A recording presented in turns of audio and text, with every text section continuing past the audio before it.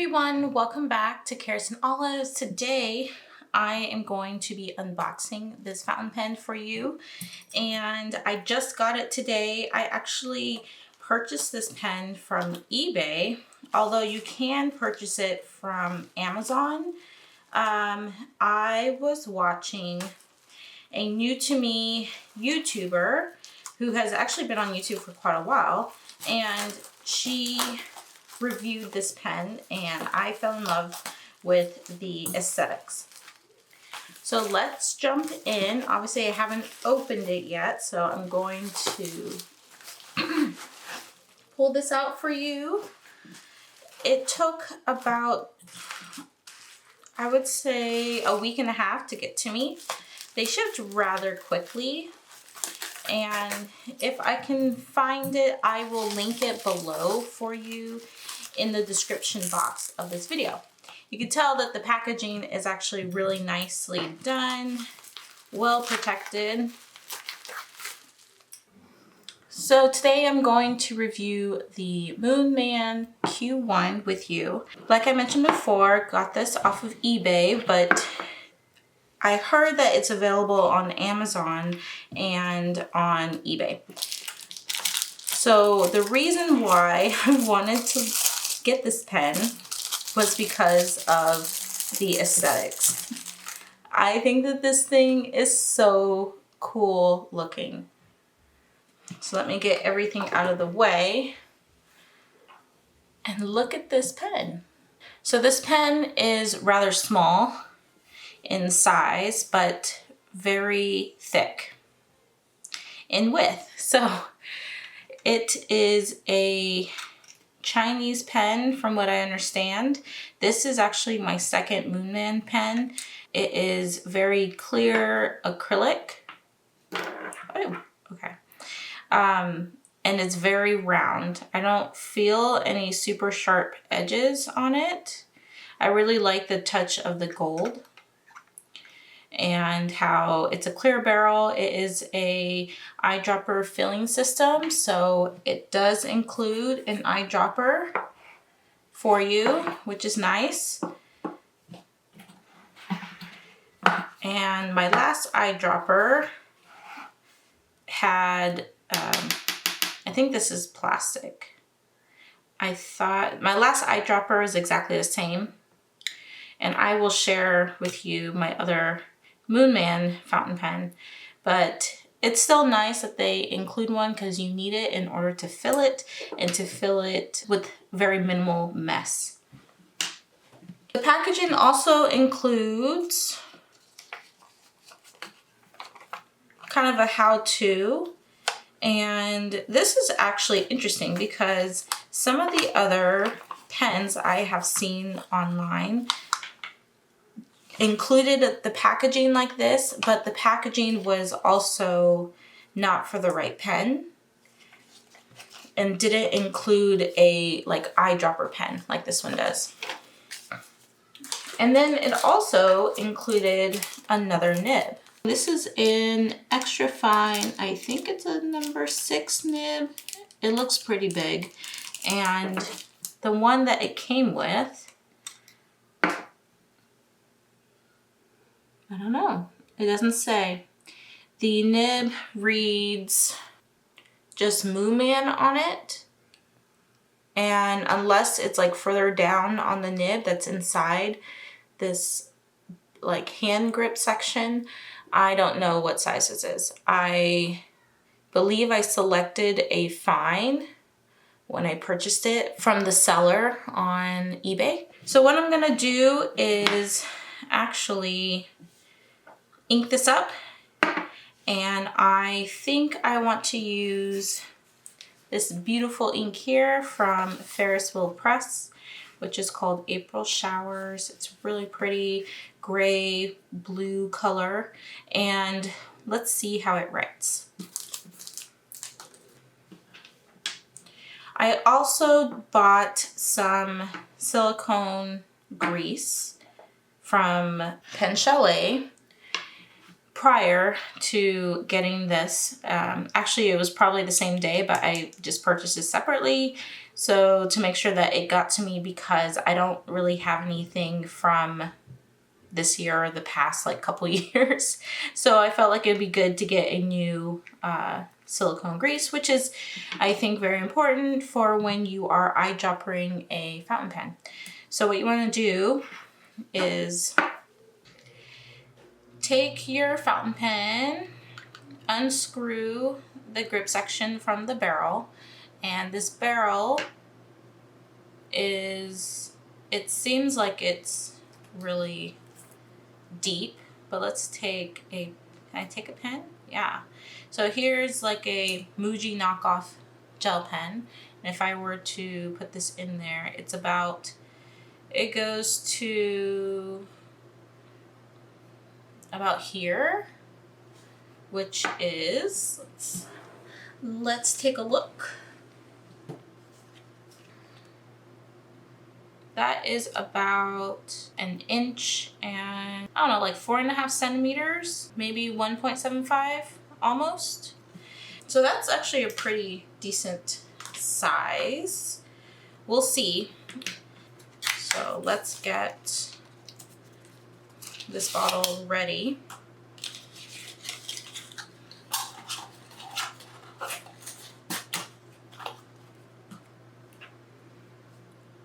And this ink does have a little bit of like shimmer or glistening pieces, particles at the bottom.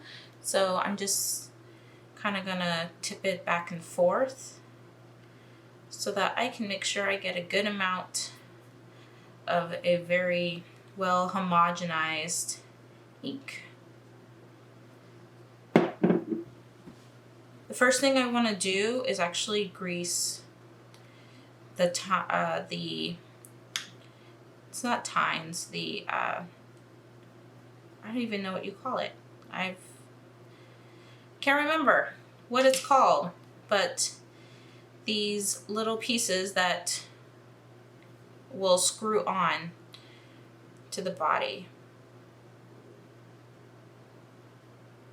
So I just want to get a good amount on there so that when I do screw it back on, it has a really good seal and won't leak. You can do this with a paper towel or toothpick or anything small, even like your finger, if your fingers are small enough to get in there. Oh, they're called the threads. That's what it is. So I'm going to close that up.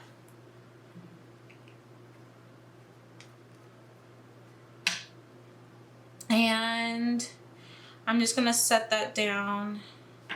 I don't want it to roll away. And I'm going to open up my bottle of ink.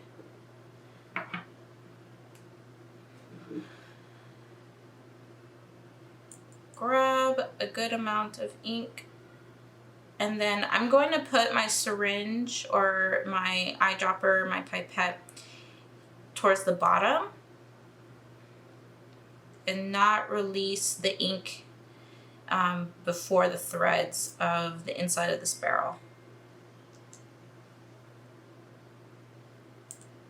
And it seems like, wow, this is my 4th little dropper, 5th. Okay, I'm not gonna go past that because one, I like to change my inks pretty often and I don't always finish the ink there in the barrel.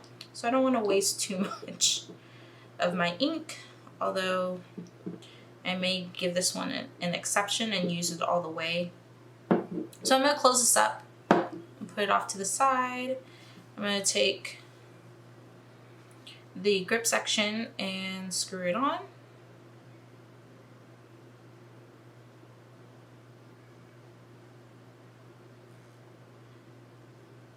And make sure it's nice and tight. And then I am going to flip it over. So a couple of things you can do, and I know there are people who prefer one way over the other. You can wait for the ink to go down into the nib by just keeping your pen upside down like this. Or you can submerge your nib into your ink, whether it's in a vial or in the bottle, however you prefer, to kind of prime the nib. The ink will kind of draw up this ink a little bit faster into the feed when you prime the nib that way. Since I'm not going to prime the nib for the moment, I'm not in a rush, I'm just going to set this like so. Oh, there we go. That works. Here, so that it can prime itself naturally. I have my notebook that we're going to do testing in, and I also have my other Moonman. So this is the one I actually received this week as well, and I inked it up with this gorgeous blue gray ink that has a little bit of shimmer, and then I added a couple drops of a darker blue just so that the ink could show better, in my opinion.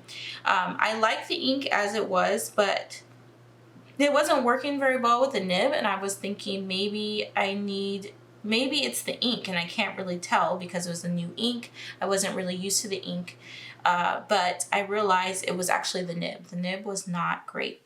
And I found a number 5 nib that was on my Bennu pen, and I replaced it, and I was so happy it fit. It works lovely. It is like the perfect nib now, and now I don't have to buy a nib because I already have one. Although I do want to try a different size, so I think I will go that route eventually with Kool-Aid nibs and get another number 5 nib for this pen and for my Bennu pen as well. So we're going to do a writing sample with this pen, and we're going to do a writing sample with this one as well. And we will see how this ink performs in these pens. Okay, so let's get started. And I'm using Tomoe River paper. And we are going to see how well these write.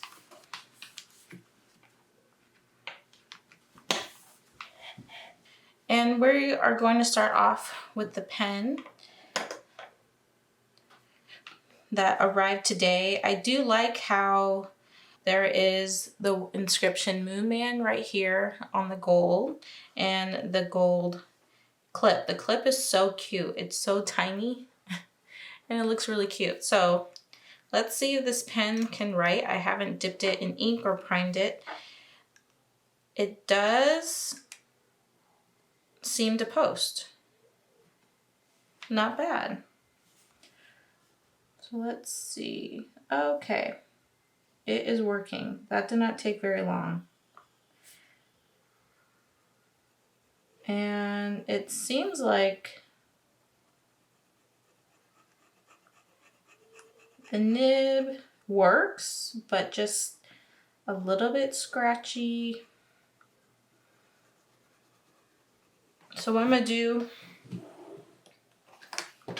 is take my mesh, and I'm going to, so as I write, it seems like it's working fine, but it was a little scratchy on the side. Okay, so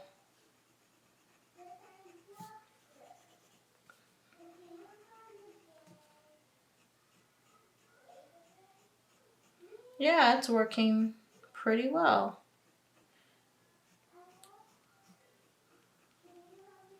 The Moonman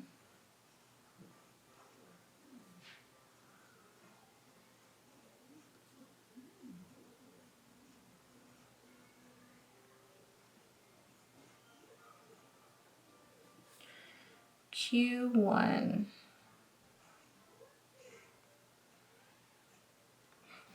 And the ink is Ferris Wheel Press April Showers. I'll put the bottle like right here.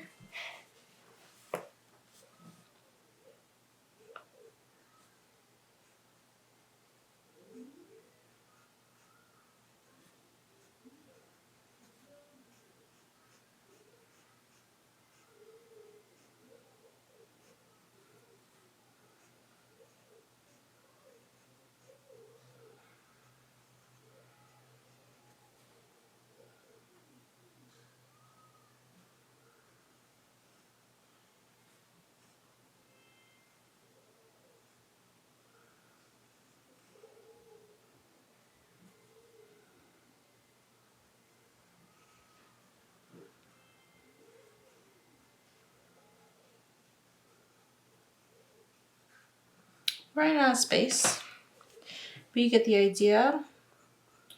The pen is actually really comfortable.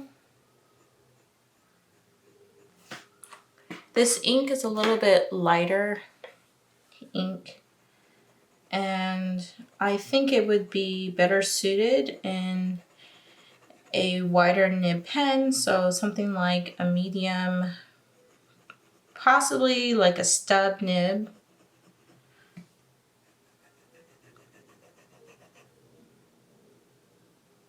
It seems like I can get a little bit more line variation if I were to press a little bit harder.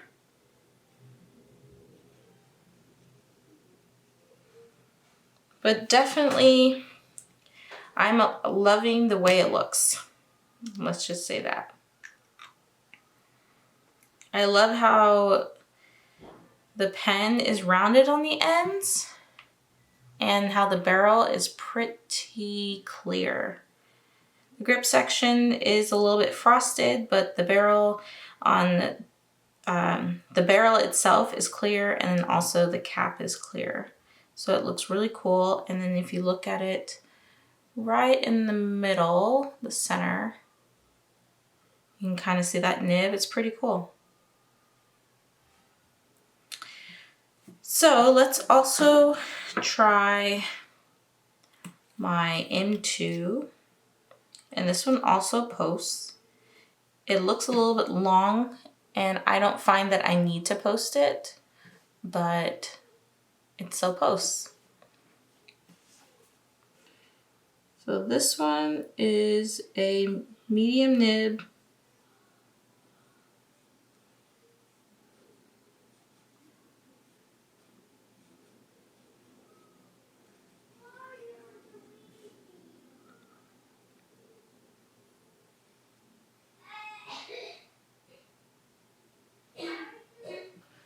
And the ink I have is Van Diemen's Tassie Seasons Morning Frost.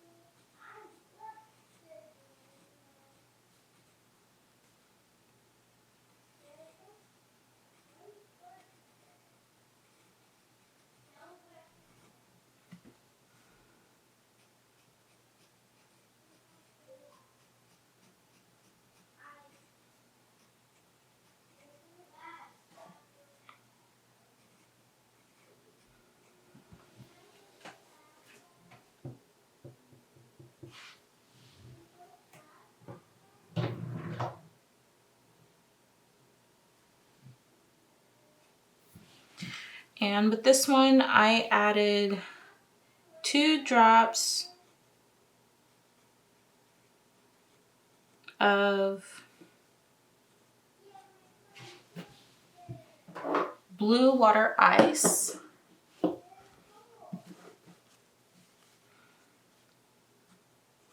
By Robert Oster.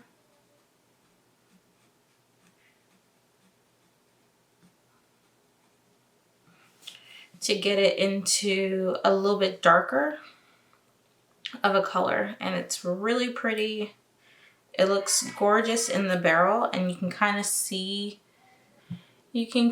see how the color just glides through the barrel really nice and smooth. And you can see like this gray blue color here. That's part of the shimmer or the glitter part of the Tassi seasons. So it's really pretty ink.